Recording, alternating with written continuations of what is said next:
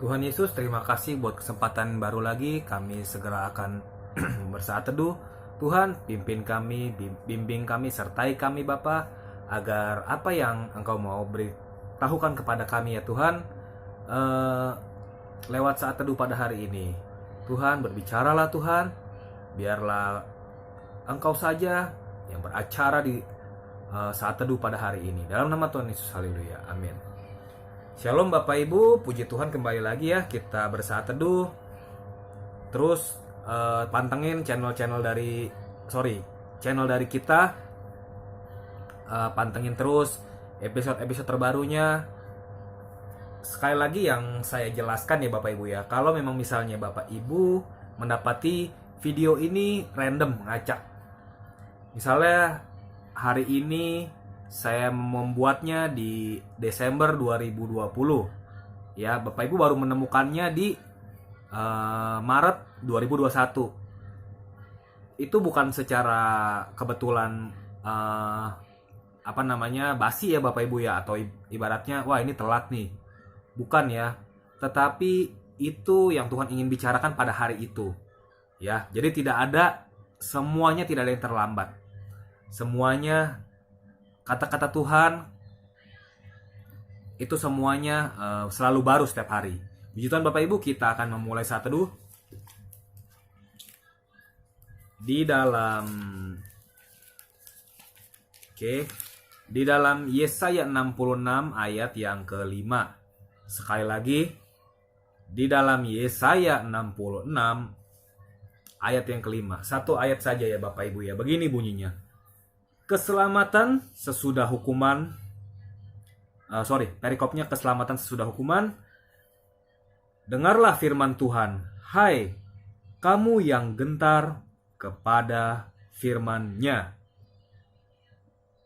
Saudara-saudaramu yang membenci kamu, yang mengucilkan kamu oleh karena kamu menghormati namaku atau nama Tuhan, telah berkata, baiklah Tuhan menyatakan kemuliaannya, supaya kamu melihat sukacitamu, tetapi mereka sendirilah yang mendapat malu. Puji Tuhan Bapak Ibu, satu ayat yang sangat baik sekali ya, mengandung arti kata sangat maknanya sangat banyak dan dalam. Jadi mempunyai perikop keselamatan sesudah hukuman. Ya Bapak Ibu ya. Dengarlah firman Tuhan. Itu kalimat ajakan. Ya Bapak Ibu ya, dengarkan firman Tuhan. Hei kamu, teman-teman, saudara-saudara, tetangga-tetanggaku, ya, dengarkan firman Tuhan. Itu kata firman Tuhan. Dengarkan dan dengarkan. Firman Tuhan apa sih? Apa itu firman Tuhan? Banyak. Ya, banyak. Bisa mengenai tentang buah-buah roh, tentang kasih. Kita harus mengasihi satu sama lain. Kita tidak boleh berbohong. Kita jangan mencuri. Keselamatan sesudah hukuman berarti mempunyai arti kata sebelum adanya keselamatan sesudah hukuman. Ya. Sebelum kita dihukum, kita hidup baik-baik. Sebelum dihukum. Tetapi berbuat salah akhirnya mengakibatkan dosa. Tetapi di balik dosa itu ada keselamatan ketika bertobat. Ya Bapak Ibu ya. Ini berlaku juga untuk saya.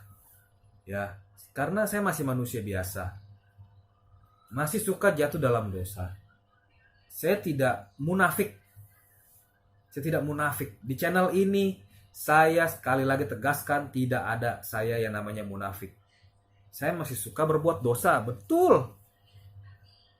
pendeta sekaliber dahsyat yang luar biasa yang mempunyai banyak mukjizat pun dia harus bertobat setiap hari karena dia berdosa. Nah, di sini keselamatan sesudah hukuman. Manusia notabene-nya berdosa. Manusia mempunyai dosa yang bersifat keturunan. Itulah yang mengikat. Itu yang mengikat. Kita harus pahami dulu dari situ ya. Itu yang mengikat, yang akan repeat kesenangan dunia, terlenanya akan dunia, ya.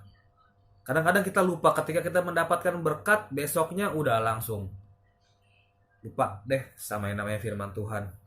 Padahal Tuhan suruh kasihilah sesamamu, tapi akhirnya lupa. Ini saya jabarkan pelan-pelan ya Bapak Ibu ya. Terus, hai kamu, ya, dengarkan firman Tuhan. Dengarkan firman Tuhan. Hai kamu yang gentar kepada firman-Nya. Nah, ini sudah masuk ke ranah di mana kita punya niat. Kalau kita belum punya niat, kita masih hidup asal-asalan, masih suka berbohong, masih suka merokok, masih suka emosian. Yuk saatnya sadar. Karena apa? Hai kamu yang gentar. Nah, ketika kita sudah gentar, berarti kita sudah sadar. Ketika kita sudah gentar, berarti kita mengakui Yesus adalah Tuhan. Jadi gentar dulu dari dalam darah kita, daging kita, otak, hati, pikiran kita mengaku, oh iya, saya harus sadar, saya harus bertobat. Terlepas dari apapun, saudara dan saya mempunyai masa lalu. Entah kita dulunya seperti apa, udah. Yang penting Tuhan sudah putihkan kita seputih kain kermisi, lalu kita disucikan dan dikuduskan. Itulah filosofi gentar. Gentar apa? Kepada firman-Nya. Udah, bertobat, berbalik kepada Tuhan. Yang masih suka berbuat dosa, yuk buru-buru beresin. Tuhan, saya minta ampun, sujud syukur saya. Inilah Tuhan, saya berlutut, saya minta ampun di dalam-Mu Tuhan. Saya mau bertobat, tidak mau lagi mengingat masa lalu, menginjak dosa. Saya sudah sadar, ya. Karena dari perikop Yesaya 66 ayat 5 ini masih yang A, itu yang seperti itu. Jadi keselamatan sesudah hukuman, dengarlah firman Tuhan. Ini semuanya kata-kata ini adalah ketika kita mau melakukan kehendak Bapa. Ya, baru kita bisa lanjut yang ke Yesaya 66 ayat ke yang kelima B. Ya, saudara-saudaramu yang membenci kamu, yang mengucilkan kamu, oleh karena kamu menghormati. Nah, sampai situ dulu. Menghormati siapa sih? Menghormati Tuhan. Ya. Jadi kalau ketika kita kadang suka diperhadapkan dengan kita berbuat baik, langsung orang bilang, sok suci kamu. Kamu masih Kristen begini aja sudah bisa menghormatiku. Gimana? Nah, saudara-saudaramu berbicara tentang tentang banyak, ya, tentang bisa tetangga, family kita, brother kita, sister kita, dan juga orang-orang di sekitar kita, karena kita adalah sesama manusia. Saudara-saudaramu, orang-orang yang membenci kamu, yang mengucilkan kamu, kita bukan hidup di zaman dulu yang kalau kita berdosa apa segala macam langsung dikucilkan, langsung diomongin. Sekarang manusia semakin lama semakin banyak, sibuklah Kalau kita mengurusin dia aja, si A, si B, si C aja, si C kemarin nyolong mangga, kita sudah lupa, besokannya kita sudah terlalu sibuk. Memang kalau orang zaman dulu masih sedikit, masih memperhatikan keadaan di mana si A, si B sudah berbuat dosa, kita sudah tahu dan kita kucilkan dia.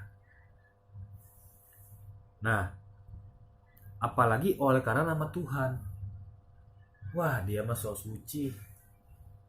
Dikit-dikit firman Tuhan, dikit-dikit firman Tuhan. Nah, yang begini ya, oleh karena kamu menghormati nama Bapa Yesus, namaku, nama Tuhanku, nama Yesus Kristus, telah berkata, baiklah, Tuhan menyatakan kemuliaannya. Kita yang terus memberitakan firman Tuhan, Tuhan Yesus baik loh, Tuhan Yesus sangat dahsyat loh, ya. Ketika kita sudah bertobat, hidup baru, lahir baru, dibaptis mungkin, ya. Ketika kita sudah bertobat, lalu kita memberikan firman Tuhan, kita dicela, jangan khawatir, karena inilah pokoknya, yaitu yang telah berkata, baiklah Tuhan menyatakan kemuliaannya, supaya kamu melihat sukacita, nanti akan ada rewardnya dari Tuhan. Jangan khawatir, jangan gentar makanya. Entah apa itu rewardnya, ya. Yang keselamatan itu sudah pasti, surga itu sudah pasti kita dapatkan ketika kita sudah mau berjalan bersama dengan Tuhan. Nah, tetapi ada Tuhan kenapa kasih tetapi di akhir perikop ini, tetapi mereka sendirilah yang mendapat malu. Jadi ketika konsekuensi itu sudah dijalani, ada resiko. Ada resiko. Ketika kita mau bertobat, ada resiko, ada. Resiko jatuh lagi dalam dosa, ada kemungkinan. Tapi resiko yang dikucilkan itu ada juga. Ya. Semua mungkin yang sudah menjalaninya, yang sudah menjalani menjadi Kristen belasan bahkan puluhan tahun, mungkin sudah menjalani, sudah merasakan. Tetapi ini yang menjadi kekuatan kita. Saya membahas lagi, ini yang menjadi kekuatan kita. Ketika kita sudah capek-capek mengajak orang bertobat, tapi akhirnya saya sendiri yang berdosa, ya. Aduh, Tuhan, saya sendiri yang melakukan dosa. Saya sudah suruh si A bertobat, suruh si B ke gereja, suruh si C baca firman Tuhan. Bisa-bisanya setelah saya melakukan itu semua, saya yang ngecemplung dalam dosa. Berzinahkah? Ataupun menonton pornokah? Ataupun berkata kasarkah? Saya yang akhirnya, malah saya yang kecemplung. Puji Tuhan, kita sadar, dan ketika keletakan sadar itulah yang Tuhan mau. Nah, seperti itu Bapak Ibu, yang Tuhan mau. Ketika sadar, berburu-buru bertobat, minta ampun sama Tuhan, tidak melakukannya lagi, ya. Dengan tidak melakukannya lagi itu, berkat Tuhan turun, keselamatan sesudah hukuman itu berlaku buat kita. Jadi tidak perlu kita khawatir, kita kecil hati. Hidup penuh dengan risiko, tantangan hidup. Tapi di balik semuanya itu ada kasih Tuhan yang luar biasa. Inilah peran pentingnya Yesus mati dan Yesus bangkit di atas kayu salib. Jadi sudah tidak lepas dari hukuman, tidak membayar harga. Waktu seperti perjanjian lama, membayar daging harus disembeli, hewan harus disembeli, binatang disembeli untuk menebus dosa salah, ya, untuk menebus kita punya dosa. Itu ya Bapak Ibu ya. tapi kita sudah ditebus oleh darah anak domba. Nah, hal yang seperti itu akhirnya hilang dan digantikan dengan hal yang kita bisa membuat, ya, kita bisa berdoa kepada Tuhan, mengkrit, minta ampun sama Tuhan. Disitulah jalan kita berbalik dari yang jahat, dan Tuhan, baiklah Tuhan menyatakan kemuliaannya. Ada berkat, ada reward ya Bapak Ibu ya. Keselamatan sudah hukuman. Itu ya Bapak Ibu ya. Dan kenapa sih di kaki di akhir baru Tuhan bilang, tetapi mereka sendirilah yang mendapat malu. Agar mereka juga menyadari mereka pernah berbuat salah, mereka telah berbuat onar, mereka telah berbuat menjudge kita, tapi akhirnya mereka sendirilah yang mendapat malu. Ada banyak hal Bapak Ibu, banyak hal sekali di dunia ini yang akhir zaman ini akan terjadi dan terjadi. Ya. Kalau dulu mungkin cari duit agak gampang, tapi sekarang karena ada pembatasan sosial ini, ada pandemik ini, nyari duit jadinya tahu sendiri. Kalau tidak dengan pertolongan Tuhan, kita tidak tahu kan seperti apa menanggung sakit mungkin. Kalau tidak dengan berdoa kepada Tuhan, ya, kita kan membagi risk, high risk ini, ya. Jadi ibaratnya kalau kita di asuransi, kita bayar asuransi, membagi, ya, kalau kita sakit bayar rumah sakit, di cover, membagi. Nah, kalau sekarang, ya, Tuhan yang memprotek kita 100%. Udah tidak ada lagi kita mikir-mikir dosa apa segala macam. Itu sangat sekali anugerah dari Tuhan. Kenapa anugerah? Loh iya, ketika kita berbuat dosa, bahkan dulu perjanjian lama, ketika berdosa langsung mati. Ya, banyak contohnya. Hana dan Penina langsung mati.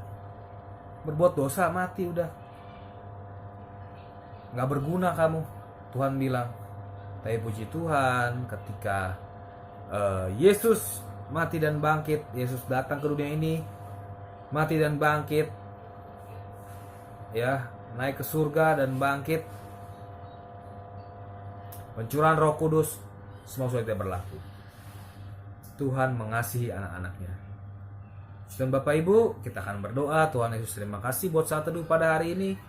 Biarlah apa yang kami sudah dengar Tuhan, itu boleh kami lakukan menjadi pelaku-pelaku firman Tuhan. Inilah doa kami Bapa, dan perluasa ucapan syukur kami terima berkat-Mu Bapa. Dalam nama Tuhan Yesus, haleluya. Amin. Puji Tuhan. Tetap semangat. Tuhan Yesus pasti memberkati.